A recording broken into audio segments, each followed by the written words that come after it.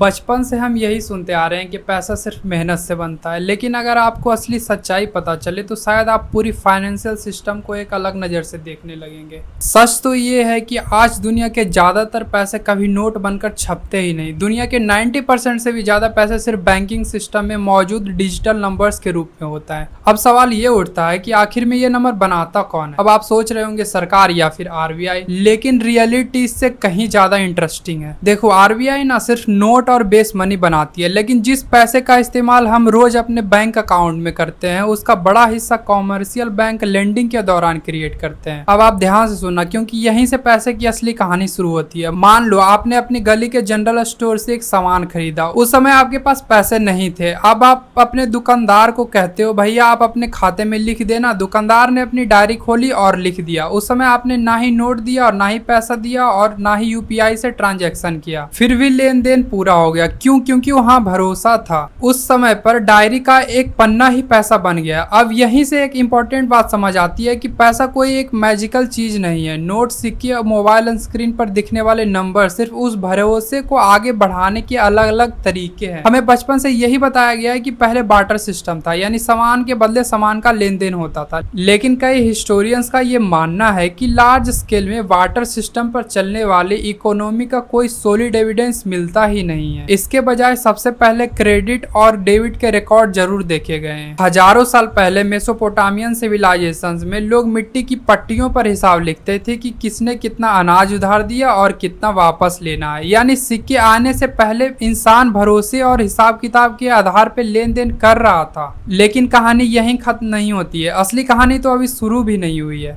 अब देखो, जैसे जैसे समय बीतता गया लोग अपना सोना सुनारों के पास सुरक्षित रखने लगे और बदले में सुनार उन्हें एक रसीद देता था जो इस बात की गारंटी होती थी कि अगर आप चाहो तो यह रसीद वापस देकर अपना सोना ले सकते हो। धीरे धीरे लोगों ने यह महसूस किया कि हर बार सोना ले जाने की जरूरत ही क्या है, रसीद ही एक दूसरे को दे देते हैं, क्योंकि सबको भरोसा था कि असली सोना सुनार की तिजोरी में सुरक्षित है। और यहीं से ह्यूमन हिस्ट्री का शायद सबसे स्मार्ट फाइनेंशियल आइडिया आया। अब आप खुद सोचो, किसी सुनार ने यह जरूर सोचा होगा कि जब एक ही दिन सभी लोग सोना लेने वापस नहीं आते तो क्यों ना जितनी सोना है उससे ज्यादा रसीदें छाप दी जाए। आप इसे ऐसे समझ सकते हो कि मान लो उसके पास 100 तोले सोने थे, लेकिन उसने 150 तोले की रसीदें छाप दी। बाकी 50 तोले के बराबर रसीदें उसने ब्याज पर उधार दे दिया। यहीं से उस सिस्टम की शुरुआत हुई जिसे बाद में पैसा और बैंकिंग सिस्टम ने और आगे बढ़ाया। कई सेंचुरी तक करेंसी सोने से जुड़ी रही। यूएस डॉलर भी उन्हीं में से एक था। लेकिन धीरे धीरे अमेरिका ने जरूरत से ज्यादा ही डॉलर छापने लगा और जब दूसरे देशों ने अपना सोना वापस मांगा तो यूएस प्रेसिडेंट ने पूरी दुनिया के सामने ये अनाउंस कर दिया कि अब डॉलर के बदले कोई सोना नहीं मिलेगा। सिर्फ कुछ मिनट्स के उस स्पीच ने वर्ल्ड के सारे पैसे की डेफिनेशन को बदल दिया। उस दिन के बाद दुनिया की सभी बड़ी करेंसी इंडिपेंडेंट हो गई। अब उसका कोई मतलब नहीं रह गया। अब हम पहुंचते हैं उस हिस्से पे जिसे समझने के बाद पैसे को देखने का अब आपका नजरिया पूरा बदल जाएगा। मान लो कि आप किसी बैंक से 10 लाख रुपए का होम लोन लेते हो। ज्यादातर लोगों को लगता है कि बैंक ने यह पैसा किसी दूसरे के ग्राहक के सेविंग अकाउंट से निकाल कर दिया होगा या फिर आरबीआई से मंगवा कर दिया होगा, लेकिन वास्तविक रियलिटी कुछ अलग है। बैंक आपके अकाउंट से 10 लाख रुपए की एक नई डिपॉजिट एंट्री बना देता है। अब आपके लिए वह बिल्कुल असली पैसा है। आप उससे घर खरीद सकते हो, पेमेंट कर सकते हो, आप जो भी चाहो वो कर सकते हो। लेकिन वह पैसा लेंडिंग के दौरान क्रिएट हुआ। ये मैं जो बोल रहा हूँ ये कोई कॉन्स्पिरेसी थियरी नहीं है। बैंक ऑफ इंग्लैंड ने भी अपने रिसर्च पेपर्स में एक्सेप्ट किया है कि कॉमर्शियल बैंक्स लेंडिंग के दौरान न्यू डिपॉजिट मनी क्रिएट करते हैं। लेकिन अब एक सवाल बनता है, अगर आपने 10 लाख रुपए लिए हैं और आपको इंटरेस्ट मिलाकर 15 लाख जमा करने हैं तो बाकी के 5 लाख कहां से आएंगे? उसका जवाब है टोटल इकोनॉमी में पहले से घूम रहे पैसे से, लोगों की कमाई और लगातार बनते नए क्रेडिट से। यही वजह है कि आज की मॉडर्न इकोनॉमिक सिस्टम लगातार इकोनॉमिक एक्टिविटी और क्रेडिट एक्सपेंशन पर डिपेंडेंट है। जब इकोनॉमी में पैसे और क्रेडिट की मात्रा लगातार बढ़ती है तो वह इन्फ्लेशन का एक बड़ा कारण बनता है। वैसे महंगाई की सिर्फ यही वजह नहीं होती। ऑयल प्राइस, गवर्नमेंट एक्सपेंसेस और सप्लाई चेन की प्रॉब्लम भी इन्फ्लेशन को इफेक्ट करती है, लेकिन इसका असर आम आदमी, मिडिल क्लास पर सबसे ज्यादा दिखाई देता है। जो चीजें पहले 100 रुपए में मिल जाती थी आज उसके लिए कई गुना ज्यादा पैसे देने पड़ते हैं। गवर्नमेंट के लिए इन्फ्लेशन पुराने क्रेडिट के बोझ को कम करने का एक बहुत ही आसान तरीका है, लेकिन सबसे बड़ा असर उस मिडिल क्लास से पड़ता है जो एफडी और सेविंग अकाउंट में पैसे जमा करके यह सोचता है कि उसकी प्रॉपर्टी बढ़ रही है, जबकि कई बार उसकी परचेजिंग पावर धीरे धीरे कम होती जाती है। तो अब आपको समझ आ गया होगा कि पैसे सिर्फ कागज, सिक्के, मोबाइल मोबाइल स्क्रीन पर दिखने वाले डिजिट्स नहीं है, यह भरोसे, कर्ज और विश्वास पर खड़ा एक पूरा सिस्टम है। हम में से ज्यादातर लोग लाइफ में इसके रूल के हिसाब से खेलते हैं, बिना ये जाने कि नियम बने कैसे हैं। लेकिन जिस दिन आप ये समझ जाते हो कि पैसा रियल में है क्या और कैसे बनता है, उसी दिन आप सिर्फ पैसे कमाना नहीं बल्कि पैसे को समझना शुरू कर देते हो।